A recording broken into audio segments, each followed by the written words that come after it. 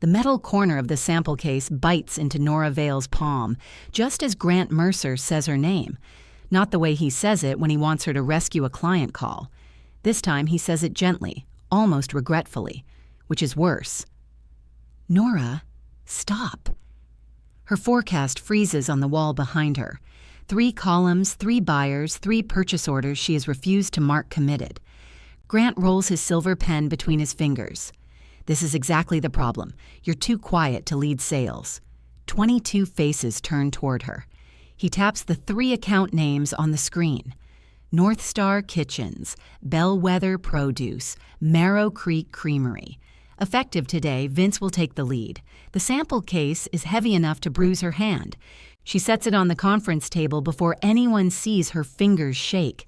Then she turns back to the crushed carton projected behind her. The failure started here, she says. Grant's mouth tightens. He expected anger, or humiliation, or gratitude disguised as obedience. Nora cannot tell which would have pleased him most. She picks up the yellow grease pencil lying beside the projector remote and draws a circle around the darkened lower seam of the carton.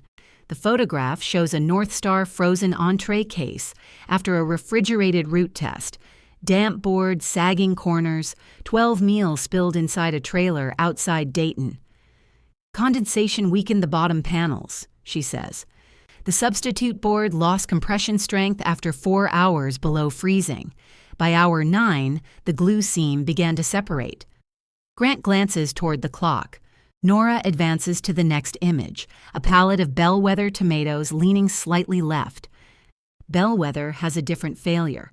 Their cases pass the lab test, but the pallet pattern leaves the rear corners unsupported. They need a revised die line or a different stacking plan. A few people lower their eyes to the packets in front of them. Her analysis is printed there. Page 7 for North Star, page 11 for Bellwether. Grant had received it Thursday. And Marrow Creek? Grant asks. His tone says, wrap it up. Nora draws a 3rd yellow circle around a milky strip of adhesive. Their packing room runs colder than the conditions in our current glue trial. The bond is setting on the machine, then failing after the filled cases enter storage. So 3 risks, Grant says, all manageable. Yes. And yet you've held all 3 below 70% for 6 weeks. Because none has approved the material specification. Grant looks around the table as if Nora has offered a useful demonstration. That distinction is what I'm talking about. A sales lead has to create confidence. Buyers don't need to hear every reason a project could fail. They asked for the trial results, and you gave them an engineering lecture. A soft cough comes from somewhere near finance. Vince Daly sits 2 chairs from Grant, with one ankle resting on his opposite knee. His tie is green, his coffee cup says, "World's okayest golfer," and for once he is not smiling. Grant clicks his pen. Vince knows how to move a decision forward. You'll support him with technical notes. Nora studies the photograph behind her. One of the frozen meal sleeves has slid halfway out of the ruined case. Chicken piccata, according to the label. It looks gray through the plastic. Will there be handoff calls? She asks. Grant blinks. What? With the buyers. All 3 have open technical items assigned to me. I'll schedule account handoffs and transfer ownership in the CRM. No need to turn this into a ceremony. It doesn't need to be a ceremony. That earns a couple of quick looks. Nora's voice has not changed, but Grant hears the resistance. I'll decide how the transition works, he says. All right. She places the yellow pencil beside the sample case.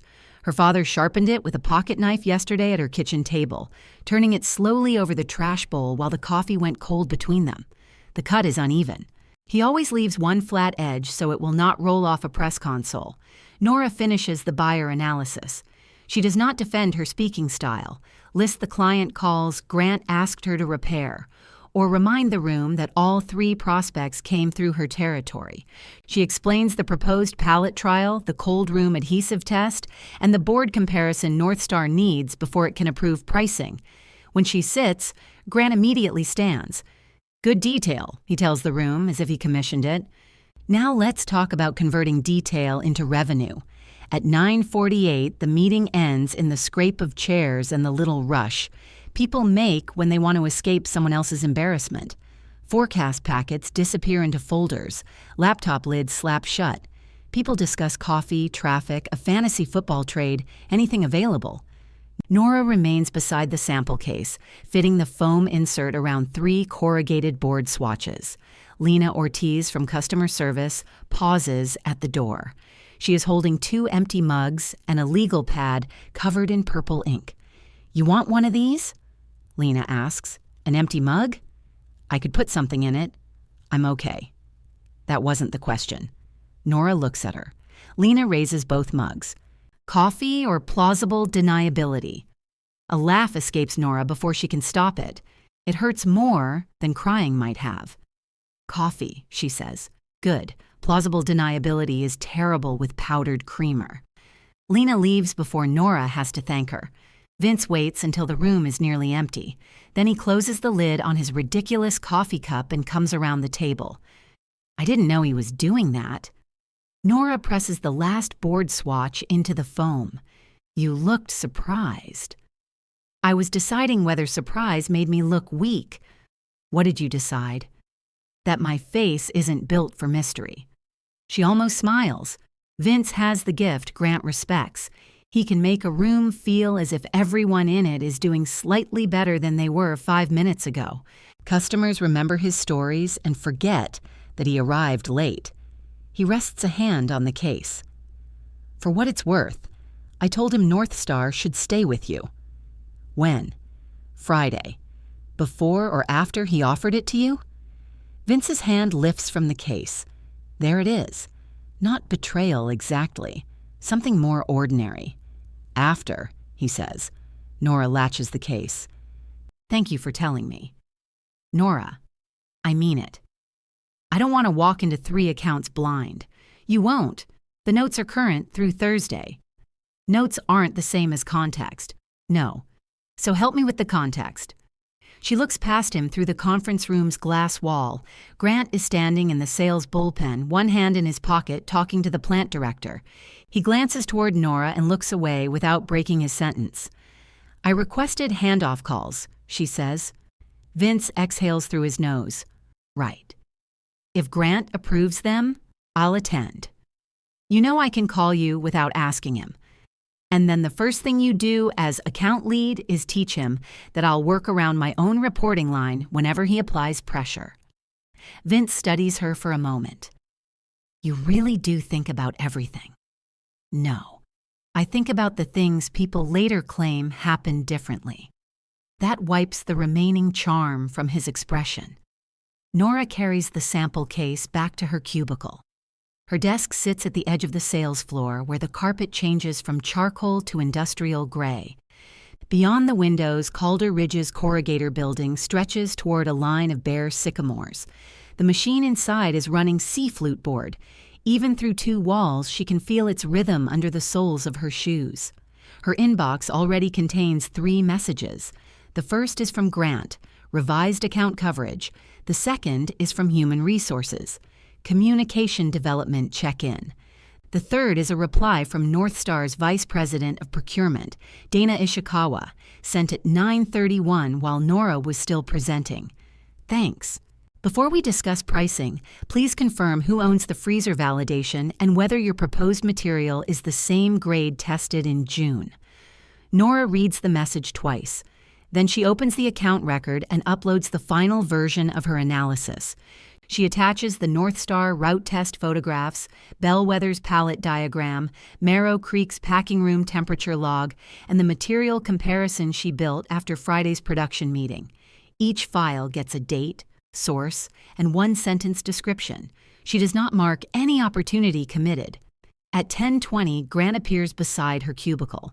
He never leans over the partition. He stands in the aisle and waits until she looks up, which lets him appear respectful while requiring everyone else to stop what they are doing. "Walk with me." He leads her past the framed patent drawings in the main hall and into a small room called Aspen, though it contains no wood and no window. A round table fills most of it. Grant closes the door. "I'm trying to understand what happened in there," he says. "I finished the forecast. You challenged me in front of the team. I asked how the accounts would be transferred. You made a point of asking. It needed an answer." Grant sits and sets his pen parallel to the table's edge. He can be meticulous when he wants control. His suit jacket is too warm for the building, but he never removes it before lunch. "You are one of the strongest analysts on this team," he says. "Possibly the strongest. Do you know why that hasn't translated into leadership?" Nora waits. "This," he says. "What?" "The waiting. Every conversation with you has a hole in it, and you expect the other person to sit there until you fill it." "I was listening. You were making me uncomfortable." Grant sounds almost honest, and that catches her. He rubs his thumb along the clip of his pen. The Calder family borrowed heavily for that new line. We need volume on it by January. NORA'S alone gives us almost a full shift. Bellwether fills the seasonal dip. Marrow Creek gets us into specialty dairy. I'm responsible for making those numbers real. And if we quote all three on the same board, we simplify inventory, reduce changeovers, and protect margin. The board failed NORA'S route test. 1 sample failed. 4 of 12 failed. In an aggressive test. On their actual route. His jaw shifts. "This is what I mean. You keep placing facts on the table as if facts make decisions by themselves. They should affect the decision. They do, they don't own it." For the first time that morning, Nora sees what he sees. A new machine eating cash in the building behind them, the owners checking weekly volume, production blaming sales, sales blaming qualification, and 3 buyers close enough to save his quarter. Grant is not careless because he does not understand the stakes. He is taking the risk because he understands them too well. That makes him more dangerous, not less. He slides a single sheet of paper across the table. Communication Improvement Plan. The words look absurdly clean. "You prepared this before the meeting," Nora says. "We've discussed your presence before.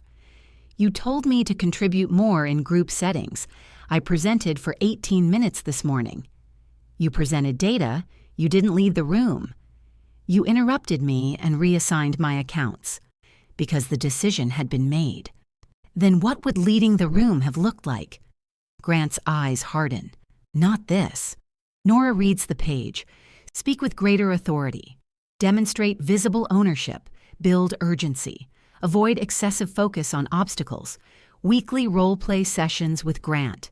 30 days. At the bottom, in smaller print, eligibility for incentive advances may be reviewed during the improvement period. Her quarterly advance is due Friday. The roof estimate is folded inside her purse. "You're withholding my advance?" she asks. "I'm reviewing eligibility. This isn't punitive." Then remove the sentence. "I'm not negotiating the form. You want me to sign it." A signature confirms receipt, not agreement. Nora takes the yellow grease pencil from her pocket. For one ridiculous second, Grant looks afraid she might use it on his white table. She writes "received," not agreed beneath the signature line, adds the date and time, and signs her name. Grant reads the note. "You always need a record," he says. "Yes. That habit can make trust difficult." "For whom?" He pushes back from the table. "You're excused from Friday's customer validation event. Use the time to prepare the transfer materials Vince needs." "NORA'S expects me at the freezer test. Vince will handle it." He hasn't seen their line. "He'll have your notes." Nora folds her copy of the plan once, cleanly, and puts it in her pad folio. At lunch, she sits in her car with the engine off. The employee lot smells faintly of wet paper and starch. Tractor trailers ease backward toward the docks, brakes sighing. On the passenger seat, her purse has fallen open, and the roofing estimate shows like a white tongue. Her phone buzzes. Camille. "Dad says the leak is atmospheric ventilation. Please tell me you're not letting him climb up there again." Nora types, "I'll handle it." She deletes that and writes, "I'm getting another estimate." 3 dots appear immediately. "With what money?" Nora locks the phone without answering. That evening, Her father is at the kitchen table turning the dial of a walnut radio cabinet when she comes in. A baseball game murmurs through static. 2 saucepans sit beneath the brown stain spreading across the ceiling. Eli Vale glances at her sample case. You bring the whole factory home? Just the failures. Those are usually the lightest part. He looks older when he says something clever and younger when he waits to see if she noticed. Nora sets the case down and removes her damp coat. On the table beside his pocket knife is a fresh yellow grease pencil. Thought you lost yours, he says. No, I used it. Good. She touches the pencil, but does not pick it up. Eli turns the radio dial. The announcer vanishes into static, then returns. How was Monday? He asks. Nora looks at the saucepans, the ceiling stain, and her father's hands resting carefully beside a machine he still believes he can repair. They gave me more time to work on my communication, she says. He studies her face. That sounds expensive, he says. Eli turns the volume down until the baseball game becomes a whisper. What did they take? He asks. Nora reaches for the kettle. Nothing. Nora. It's a 30-day plan. For what? Being difficult to hear. You've been difficult to hear since 1998. Despite herself, she smiles. I was 9. And committed to the craft. She fills the kettle too quickly. Water splashes over her hand and onto the counter. Eli watches her dry it. What did they take? My commission advance might be delayed. The roof can wait. The roof is leaking into cookware. Those pans were sitting around doing nothing. Dad, what? Your mother bought the stainless ones because she said they'd last longer than us. I'm giving her a chance to be right. Nora sets the kettle on the burner. Her mother had been gone 6 years, but she remained active in the house through purchasing decisions, handwritten labels, and the permanent argument over whether the blue towels were decorative. Eli adjusts a wire inside the radio. How much is the advance? It's handled. By who? Me. That's not an answer. That's a department. The radio cracks sharply. Nora flinches. Eli turns it off. You don't have to tell me tonight, but don't let that man turn being quiet into being alone. Those are different things. Nora stares at the dark radio dial. She wants to tell him Grant's name. She wants to show him the improvement plan and let him use all the language he had saved from 38 years around presses, supervisors, maintenance budgets, and men who thought shouting was a production method. Instead, she pours hot water over 2 tea bags. Camille texted you, she says. She uses punctuation when she's mad. It's very effective. She says you climbed onto the porch roof. I stood on a ladder. You stood on a ladder beside the roof? That's where they work best. By the time Nora leaves, Eli has extracted a promise from her to bring dinner Wednesday, and she has extracted a promise from him to remain below the gutters. Neither believes the other completely. At 7:12 Tuesday morning, the production floor smells of hot paper, machine oil, and the cinnamon gum Walt Brennan chews when he is worried about a run. Walt is the plant director, a broad man with silver hair clipped close to his scalp and a habit of asking questions while looking at machinery instead of people. He stands beside the slaughter with NorthStar's trial ticket in his hand. You're early, he says. So are you. I'm old. It's less impressive. Nora looks at the ticket. The material code reads CR-44. That's the stronger board. Walt folds the ticket once. That's what NorthStar tested in June. The proposal uses CR-37. I don't write proposals. Friday's demonstration is supposed to validate the proposed material. Walt finally looks at her. Friday's demonstration is supposed to avoid making 3 vice presidents watch a box collapse. The corrugator thunders behind them. A stack of fresh sheets travels down the belt with a dry flutter. Who changed the ticket? Nora asks. Grant asked for CR-44 samples. Said sales wanted clean presentation pieces. Did he say they were presentation pieces? Walt's jaw moves around the gum. He said samples. Nora takes out her phone and photographs the ticket where it lies against the machine rail. Don't put me in the middle, Walt says. You're already printing the middle. He winces, more disappointed than angry. Walt dislikes conflict unless it involves equipment, in which case he can sustain it for months. Nora, I've got a new line running at 53% utilization. I have overtime people asking whether there'll be overtime. Grant brings in the volume. I make what he sells. And when CR37 fails in North Star's freezer route, we make adjustments after they've packed food into it. Then make sure sales doesn't promise the wrong thing. That's what I'm doing. Walt looks at the trial ticket in his hand, then at the yellow pencil clipped inside Nora's pad folio. Put your concern in the job notes, he says. Specific concern, no speeches. I don't give speeches. I've heard. The joke lands badly. Walt's face changes as soon as he hears it. Nora? I'll put it in the notes.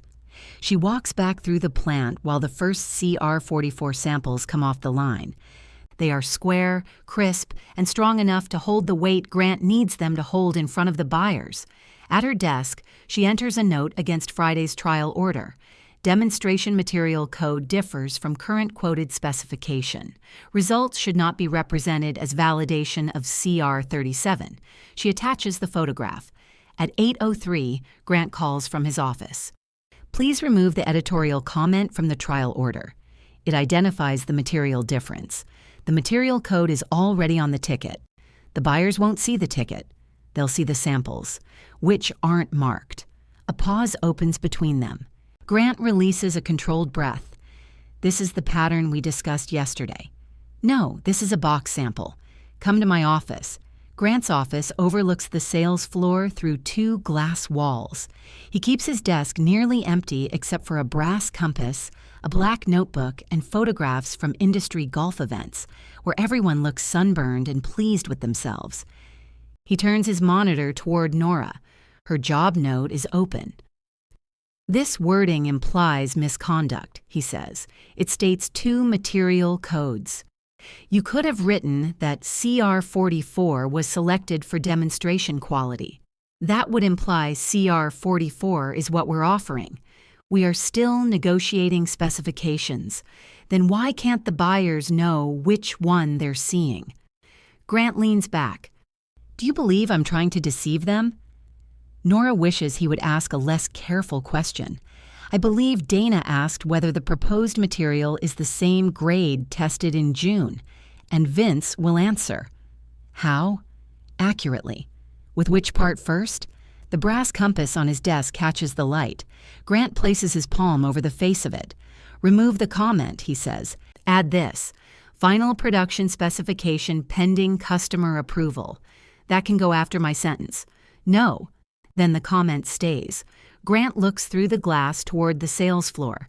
People are pretending not to watch. I'm documenting a direct instruction, he says. So am I. His face goes still. Your commission advance is suspended during the improvement period. The sentence is quiet. Grant knows how to lower his voice when he wants power to feel private. Nora feels the loss as a number before it becomes anything else. Roof deposit, lumber, flashing, labor. She sees Eli's saucepans under the ceiling stain. When was that decided? She asks. Now. Please send it in writing. You'll receive the notice from HR. Thank you. She turns to leave. Nora. Her hand rests on the door handle. You are choosing this, Grant says. She looks back at him. His expression is not triumphant. He appears tired and, somehow, offended. No, she says. I'm choosing what I can sign my name to. The HR notice arrives at 9:16. At 9:24, Camille calls. Nora sends it to voicemail. At 9:25, Camille calls again. Nora takes the phone into the stairwell. What happened? Camille asks. Good morning. Dad said the roof can wait. It can wait 2 weeks. He said it can wait until spring, which means something happened with your money. Nora sits on the concrete step. My advance was delayed. Delayed by payroll or delayed by a person with a neck? Camille, I'm narrowing the field. Nora tells her enough to stop the questions and not enough to start a war. Camille listens without interrupting, a professional skill she deploys mostly when someone else's contract is involved. When Nora finishes, Camille says, I'll cover the roof. No, that wasn't a question. It's Dad's house. Yes, Nora, I know whose house our father lives in. I said I'd handle it. You say that whenever you want to turn suffering into a private hobby. A door opens one floor above them. Someone starts down, hears Nora's voice, and retreats. I'm at work, Nora says. So am I. You negotiate hospital contracts. You can't leave every time Gran annoys me. I don't have to leave. Electronic banking has been around for a while. No. Camille goes silent. Nora presses her fingers to her forehead. I'm sorry. I know. I don't want this to become your problem. It was our roof before it became your proof of character. The stairwell light flickers. Camille's voice softens. Let me loan you the deposit. You can pay me back when you win whatever grim little endurance contest you've entered. This isn't about winning. Then you definitely need my help. Nora laughs once, unwillingly. Half, she says. I'll take half. Done. And Dad can't know. Oh, absolutely not. I'm telling him it came from selling the decorative towels. When Nora returns to her desk, a cup of coffee waits beside her keyboard. Lena has written plausible deniability on the lid. Across the aisle, Vince is reading Nora's transfer files with his elbows planted on his desk. A legal pad lies beside him, covered in arrows and underlined questions. He swivels toward her. Did NorthStar approve CR 37? No. Grant says they verbally accepted the basis of design. They accepted the dimensions as a basis for pricing. That's what I thought. Nora removes her coat. Bellwether's pallet diagram, Vince says. Why are the rear corners unsupported? Their warehouse uses 42-inch rental pallets on one route. Purchasing sent us the standard 48-inch spec. Their distribution supervisor corrected it during the site walk. And Merrow Creek's temperature log, the packing room drops below 45 degrees during the last 2 hours of second shift. Why? They open the dock doors to clear condensation. Vince stares at her. That sentence contains 3 problems. Yes. He looks down at his notes. Grant gave me the executive summaries. I uploaded the source files yesterday. I noticed. The accusation is faint but present. She has given him exactly what he requested and made it impossible for him to remain comfortably uninformed. Do you want the context? She asks. I want to know why you marked all 3 accounts at 65% when the buyers sound ready. They're ready to buy boxes. They're not ready to buy the boxes we quoted. Vince rubs his face. I have a call with Dana at 11. NorthStar? She asked for 15 minutes to clarify the validation schedule. Did you tell Grant? He'll join. Then you have what you need. Nora sits and opens her email. Vince does not move. What? She asks. There are 6 references in your NorthStar summary to a June compression test. I can find the report, but not your marked worksheet. The original should be in the blue pressure test folder in the sample room. Grant's assistant brought me a photocopy. Then use the photocopy. It has different numbers circled. Nora looks at him. Vince sets 2 sheets on her desk. One is a clean copy of the June test report. The other has 3 compression results circled in yellow, the strongest samples from CR 44. At the bottom, Grant's handwriting reads, Customer Validated Range. I didn't circle those, Nora says. Didn't think so. She lifts the marked sheet. The yellow lines are smooth and rounded, made by someone accustomed to a pen. Her own grease pencil marks have flat starts where the shaved edge meets paper. The original worksheet, she says. They walk to the sample room. It is cool and smells of craft paper. Shelves hold folded cartons, glue strips, rejected labels, and old client samples with failures written across them in marker. The blue folder sits beneath the pressure tester, exactly where Nora left it. Inside, the original report is unmarked. Vince lets out a breath. So the photocopy's wrong. The circles are wrong. The results are real.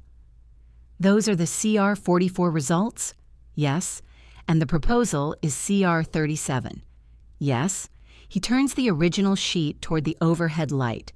Faint grooves cross the paper beneath the test table. 3 flattened arcs pressed into the page when Nora marked a route diagram on top of it during the June review. Vince runs one finger over them. What are those? Nora takes out her grease pencil and shades lightly across a scrap sheet laid over the grooves. 3 curved marks emerge, lower on the table than Grant's circles. The failed samples. Vince looks from the impressions to the photocopy in his hand. Tell me there's a reasonable explanation. There might be. Do you believe that? Nora closes the blue folder. I believe we have a call at 11. The call begins without Nora.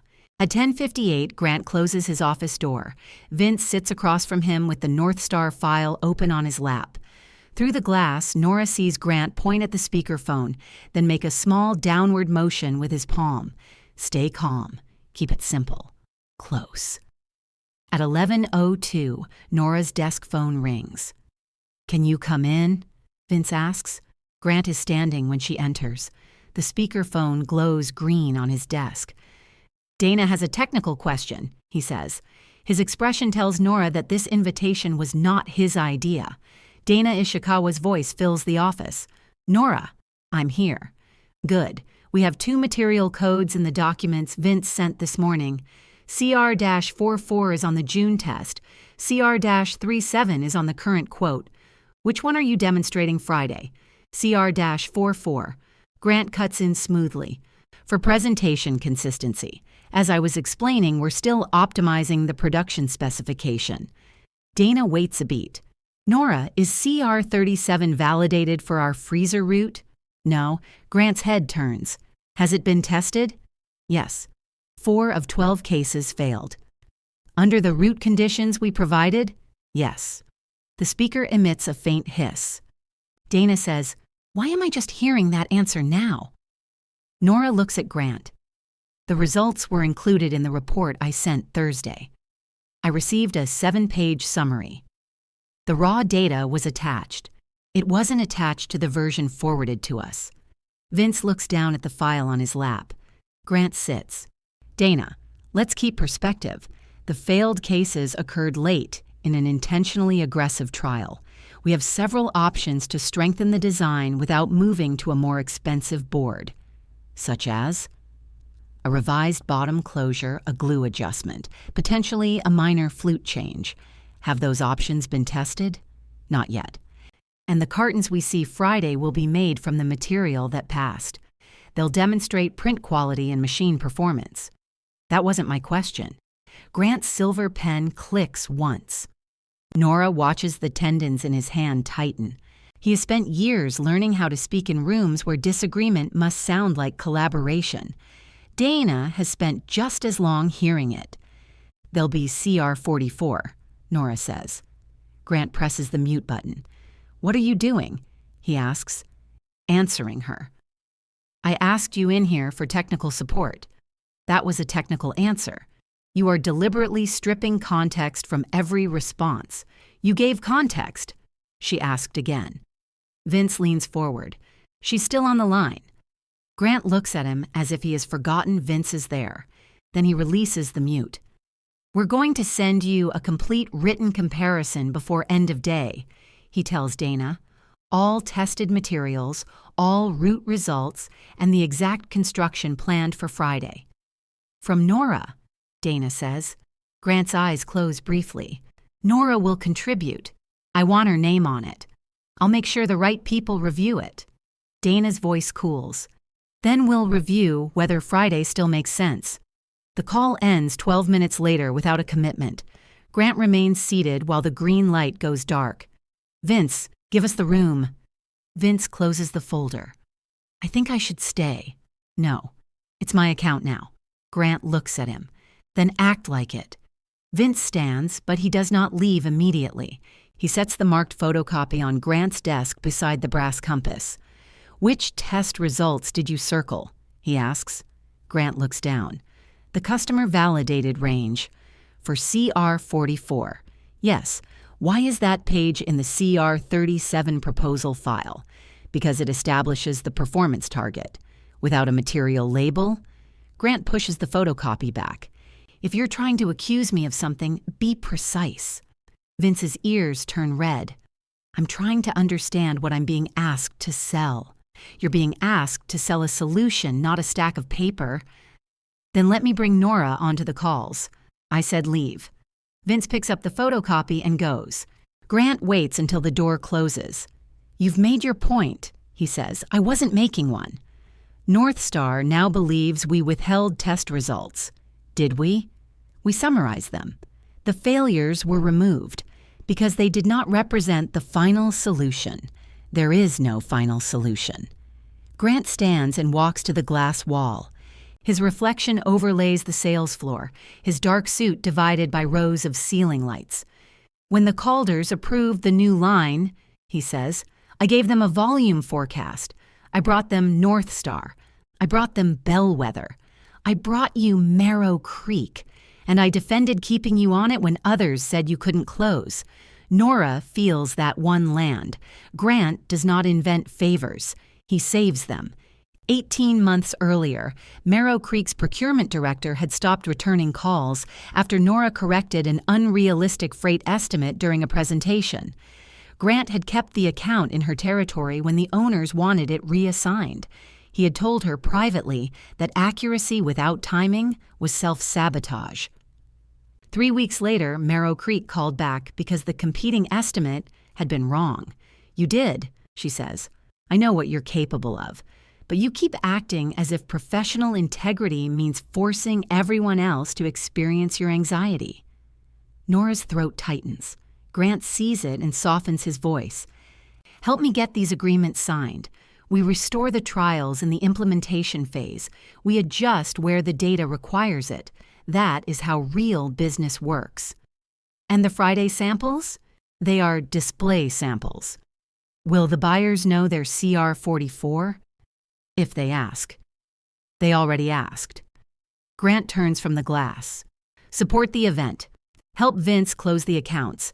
I'll lift the improvement plan next week and release your advance. There is no threat in his tone now, only a door held open. For a moment, Nora sees the clean version of the next 7 days. She signs the comparison Grant approves. Camille gets her money back. Eli's roof is repaired before the next storm. Vince gives her credit in some future meeting. The buyers discover the material problem during implementation, when everyone can call it an adjustment. She takes the yellow grease pencil from her pocket and sets it on Grant's desk. This is what I marked the failed samples with in June, she says. The impressions are still on the original worksheet. Your circles are around the passing CR44 numbers. Grant's face changes by less than an inch. Are you threatening me? No, I'm telling you why I can't put my name on a comparison that leaves out the failures. He looks at the pencil between them. Keep the improvement plan, she says. Keep the advance. I'll support the accounts with accurate records. Grant's voice turns flat. You are no longer authorized to contact any of the 3 buyers. Please send that in writing. You'll have it in 5 minutes. He does. Vince does not speak to Nora for the rest of Tuesday. He spends 2 hours in a conference room with Grant, then takes the NORA'S file to lunch and returns with a grease stain on the cover. At 4, he leaves the office carrying all 3 account binders. Wednesday morning, he places them on Nora's desk. I need 45 minutes, he says. You were told not to involve me. I was told not to put you on buyer calls. That isn't the same sentence. No, Grant's becoming very interested in exact sentences. Nora looks at the binders. What do you need? The sidewalk context. Start with Bellwether. They use Aspen because no one else wants the room. Vince closes the door, takes off his jacket, and lays out 3 legal pads. Nora explains Bellwether's rental pallets, the unsupported corners, and the route where produce cases are double stacked because a warehouse supervisor is trying to reduce partial loads. Vince asks better questions than she expects. He wants to know who controls the pallet contract, who can authorize a die line change, and whether the buyer's operations director has seen the revised cost. For Marrow Creek, he circles the cold room temperature. Why didn't they just fix the dock doors? He asks. Because opening them clears condensation faster than waiting for maintenance. Their second shift supervisor is measured on sanitation turnaround. So the bad process belongs to operations, and procurement is buying around it. Yes. That, Vince says, I understand. He flips to NorthStar. Dana asked why you weren't leading Friday. What did you say? That Grant reorganized account coverage. What did she say? She said, that wasn't my question. Nora looks down. Vince's tone loses its humor. I thought you were keeping these accounts stuck because you wanted to be indispensable. That would be a poor strategy. People have poor strategies. So do companies. He accepts that. I still want the accounts, he says. I know. I'm good at this job. I know that too. And if these close, I get the enterprise director title. Nora had not known that. Vince rubs the edge of his legal pad. Grant offered it Friday. That's why I said yes before asking how he planned to move you. Thank you for telling me. You say that when you're furious. I say it when someone tells me something useful. See? That. You make honesty sound like office supplies. She smiles despite herself. Vince pulls out his phone. NorthStar at 10:30, Bellwether at 1, Marrow Creek at 3. I can handle the commercial terms. If a technical question comes up, I'm putting it in writing and sending it to you. Grant prohibited contact. You won't contact them. You'll answer me. He'll know. Yes. And your title?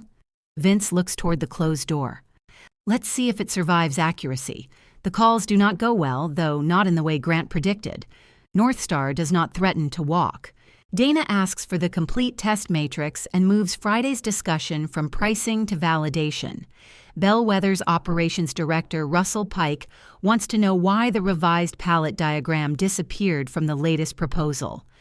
When Vince says he is still reviewing the history, Russell asks, "Where's Nora?" Marrow Creek's procurement director, Elise Rowan, listens to Vince's explanation of the adhesive options and says, Nora told us in April that your current glue might not set in our room. Your proposal says standard adhesive. By 4 o'clock, all 3 accounts remain open. None is ready to sign. All 3 have asked for Nora. Grant responds by canceling Nora's Thursday role-play session and assigning her to inventory the sample room during Friday's event. At 6, Walt finds her marking material codes inside the flaps of the demonstration cartons. CR-44, yellow pencil, large enough to read without unfolding the box. He picks up one carton, examines the mark, and sets it down. Grant wanted clean samples, he says. The outside is clean. He'll tell you to erase these. Grease pencil doesn't erase well. That why you used it. That's why the plant uses it. Walt chews his cinnamon gum and studies the rows of cartons. Then he takes a black production stamp from the shelf and presses the official CR-44 code beside Nora's handwritten mark. Now it's a manufacturing label, he says. Sales can argue with the ink. On Thursday afternoon, Grant discovers the labels. Nora hears his voice from the corridor before he enters the sample room. He is not shouting. Grant becomes most controlled when anger would embarrass him. Walt says, you requested traceability. I requested accurate labels. These aren't shipping units. They're demonstration samples. His own phrase hangs between them. Grant picks up a NorthStar case. The black production code sits beside the yellow mark inside the flap. Remove your writing. The plant stamp stays? That isn't your concern. It answers the buyer's question. His gaze moves over the shelves. You think Friday is going to vindicate you. Nora is tired enough to answer honestly. I think Friday is going to be unpleasant. For both of us. Yes. Grant sets the carton down carefully. I could send you home, he says. You could. But then you'd say I removed you before a validation event. I wouldn't need to say it. The calendar would. For 1 second, something like respect passes through his anger. Sample room tomorrow, he says. You do not enter the presentation unless I call for you. At 9:06 Friday morning, NorthStar's delegation arrives first. Dana walks past the welcome table carrying Nora's full test matrix in a red folder. Bellwether arrives 14 minutes later. Russell Pike recognizes Dana from a regional cold chain conference and stops beside her in the lobby. At 9:27, Elise Rowan enters with two Marrow Creek operations managers. She sees the North Star logo on Dana's folder, then the bellwether badges, and her eyebrows lift. From the sample room doorway, Nora watches the three groups begin talking. Vince stands near the conference center with his green tie slightly crooked. Grant is beside him, smiling as if every person in the lobby has arrived according to plan. Dana opens the red folder. Russell points to a page. Elise looks across the lobby and sees Nora. Then all three delegations turn toward Grant. Grant's smile holds until Dana reaches him. "Before we start," she says, "who will be leading our accounts?" Grant looks from the North Star delegation to Bellwether, then to Marrow Creek. "Vince will be your primary commercial contact. Our technical team will support him throughout implementation." Russell Pike folds his arms. "Is Nora on the technical team?" "Nora is assisting with today's product samples." "That wasn't my question," Dana says. Grant draws a breath. "Vince is the account lead." Vince's crooked green tie moves when he swallows.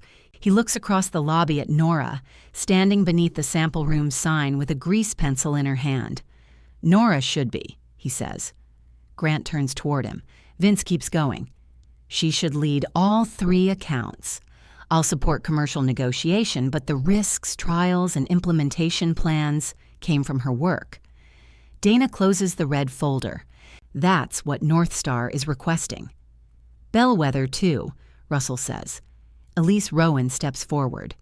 "Marrow Creek's request is the same. We're prepared to keep negotiating, but Nora leads our account." Grant opens his mouth. Elise adds, "And we want the material differences disclosed before we see any demonstrations." Grant hears their answer and stops talking. The corrugator starts another run in the building behind them. Its low vibration comes through the lobby floor, filling the silence he leaves. Nora sets the grease pencil on the sample room counter. She has imagined vindication in private, usually while brushing her teeth or driving home after a meeting, where Grant repeated her sentence at a higher volume. In those versions, she felt tall and clear and ready. Instead, she feels exposed. 22 colleagues have found urgent reasons to pass through the lobby. Lena stands at the welcome table with a stack of badges she has stopped pretending to organize. Walt is visible through the plant doors, his arms crossed over his safety vest. Grant looks at Nora. "All right," he says, "please join us." He calls her forward as though she's been waiting for his permission. For half a second, she wants to refuse. Let him feel the floor move. Let the buyers watch him explain why the woman they requested will not cross the room. Then Dana catches her eye. The red folder in her hand is worn at the corners from use. Nora walks over. Grant recovers by the time she reaches them. Recovery is one of his real skills. "We've clearly had an internal communication issue," he says. "Nora, why don't you take everyone through the validation sequence?"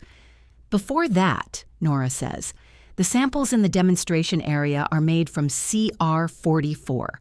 The current proposals are priced on CR37. The material code is stamped inside each case." Russell turns toward the sample room. Grant's face remains composed. "As we discussed, the stronger material was selected to ensure presentation quality, while specifications remain open." Dana looks at Nora. "Would the results from today tell us whether CR37 works on our route?" "No." "Would they tell Bellwether whether it holds their pallet pattern?" "No." Elise asks, "Would they validate adhesive performance in our packing room?" "No." "What would they tell us?" "That Calder Ridge can print and convert CR44 cleanly on the new line." Elise nods. "Then that's what we'll evaluate." Grant tries to redirect them toward the conference center, where catered coffee and 3 polished presentation boards are waiting. Dana stays where she is. "We compared proposal notes. All 3 of us were shown results or recommendations based on a material different from the quoted grade. The applications are entirely different," Grant says. "You can't draw a shared conclusion from separate designs." "We drew a shared question. Russell replies. Nora sees Grant calculate. He could challenge them, apologize, blame an analyst, or postpone. Every option costs him something in front of the owner's 3 most valuable prospects. He chooses the one that keeps the event alive. We'll separate today into 3 working sessions, he says. No combined presentation. Each team reviews its own application, assumptions, and open tests. Nora will lead those sessions. He makes it sound like a decision he has reached. Dana accepts it because she did not come to win an argument. She came to keep food inside a box. The North Star session begins in the cold test area. Nora opens one of the demonstration cases and folds back the inner flap. Her yellow mark sits beside Walt's black stamp. CR44.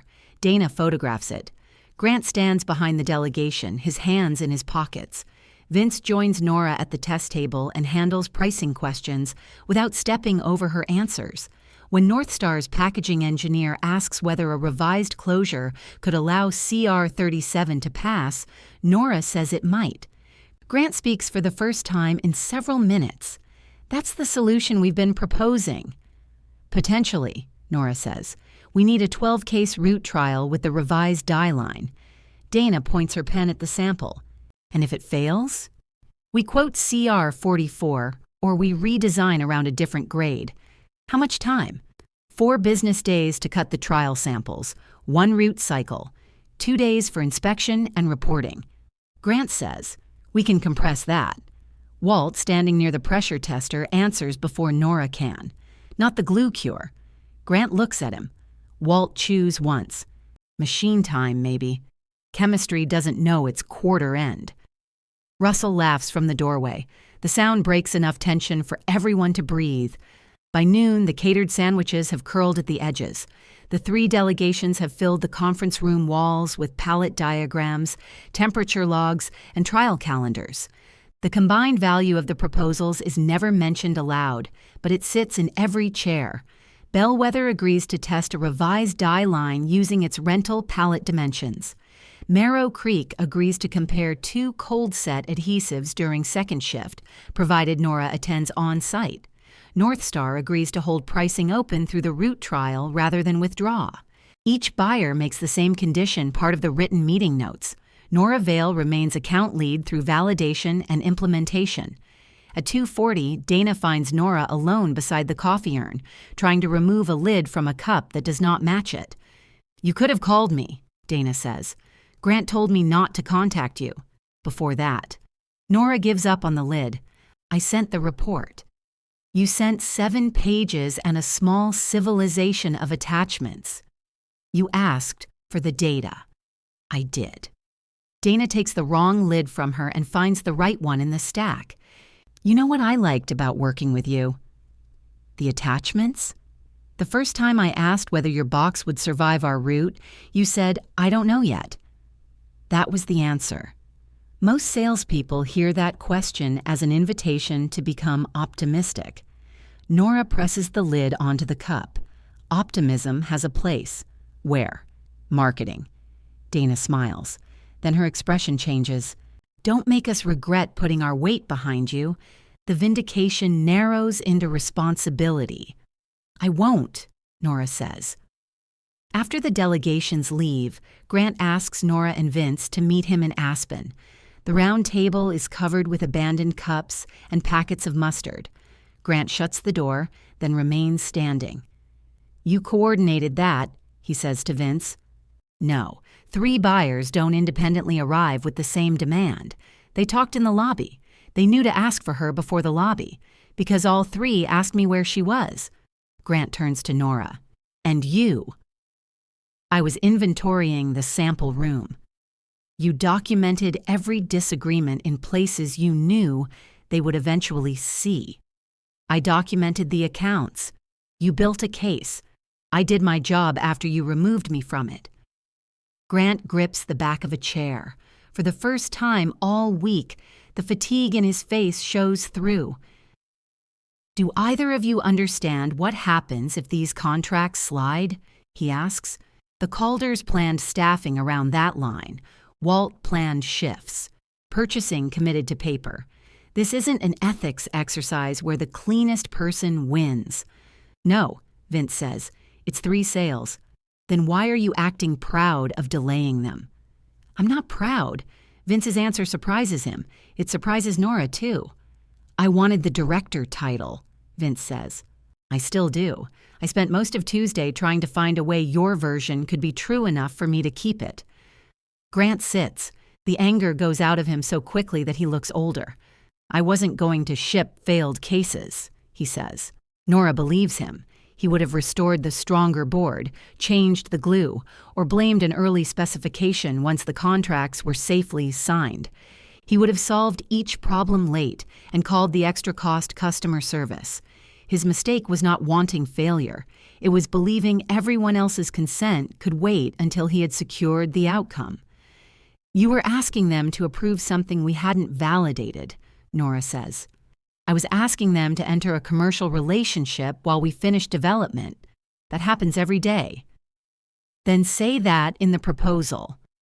And lose all 3 to competitors who don't? Maybe.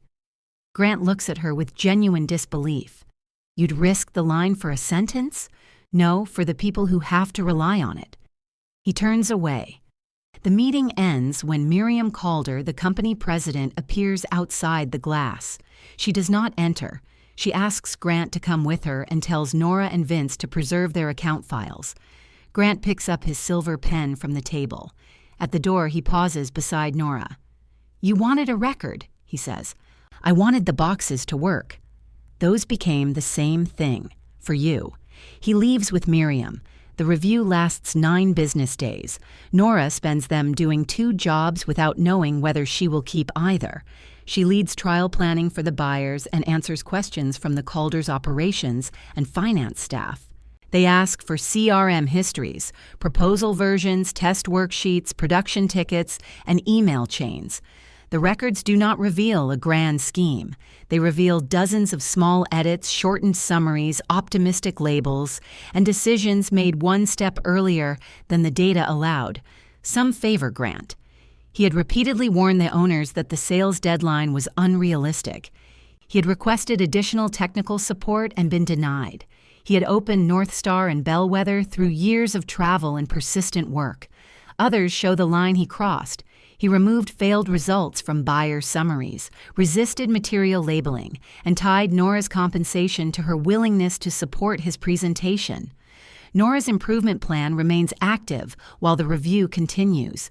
Her commission advance remains suspended. The roofers begin Thursday morning with Camille's half of the deposit and money Eli takes from his savings after discovering the sisters' arrangement in under 6 hours. You 2 lie like people raised by honest parents, he tells Nora over the phone. No technique. I was going to pay you back. I live under the roof. You weren't supposed to spend your savings. What was I saving it for? A wetter house? He hangs up before she can argue. That evening, Nora arrives to find old shingles stacked beside the driveway and Eli's walnut radio playing clearly on the kitchen table. The ceiling stain is dry around the edges. He has placed her folded communication plan beside the radio. She stops in the doorway. You went through my bag? It fell out when I moved it away from the leak. It was zipped. Then it fell out with determination. Nora takes off her coat. Eli taps the paper. You signed this? Receipt, not agreement. I saw. He points to the yellow pencil note beneath her name. Your mother used to write that on repair invoices. No, she didn't. She should have. Nora sits across from him. I may lose the job, she says. Eli turns the radio lower. Do you think you will? I don't know. Good answer. She looks at him. What? He says. Apparently those are valuable now. Nora laughs, then covers her face with both hands. The laugh breaks in the middle. Eli waits. He does not tell her everything will be fine. He slides the fresh yellow grease pencil across the table until it touches her wrist. On the 10th morning, Miriam Calder calls Nora into the main conference room. Peter Calder from operations sits beside her, along with HR Grant is already there. Miriam speaks plainly. Grant will remain with the company, but he will move into business development. He can pursue prospects and shape commercial strategy. He cannot alter technical proposals, approve validation summaries, or manage account implementation. Written review will be required before his forecasts go to ownership. Grant listens with his hands folded. Nora waits for Miriam to finish, then says, "What happens to my plan?" HR begins. "We can revise." "Remove it," Nora says. Miriam looks at her. "All of it?" "It was issued because I wouldn't support an unvalidated forecast. Remove it from my file." "All right."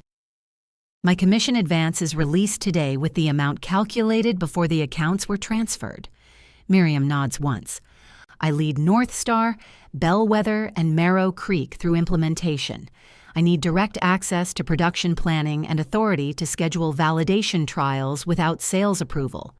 Peter says, "Within capacity controls, within written capacity controls." He glances at Miriam. "Agreed." Nora feels Grant watching her. "One more thing," she says. "Vince keeps commercial credit on all 3 accounts. He corrected the handoff and told the buyers the truth before there was any protection for doing it." Vince is not in the room to hear her. Miriam studies Nora for a moment. "You're negotiating." "Yes." A corner of Grant's mouth moves. It is not quite a smile. When the meeting ends, he holds the door for Nora. "You sound louder," he says. "I'm standing closer." He nods as if filing the answer somewhere useful. North Star's revised carton passes its freezer route in November. All 12 cases return dry, square, and sealed after 11 hours in the refrigerated trailer. Bellwether's new dye line is already running. Marrow Creek has approved the cold set adhesive at a price Elise complained about for 3 straight meetings before signing. In North Star's test bay, Dana reads the compression result aloud. Nora opens the sample case and finds the inner flap. Walt's black production stamp is there, crisp against the brown board. She takes her father's yellow grease pencil from her pocket and marks the passing number beside it. Around the table, conversations stop. Nora looks up. "This is the result we can price from," she says. Her voice is the same voice she has always had. Everyone waits while she continues.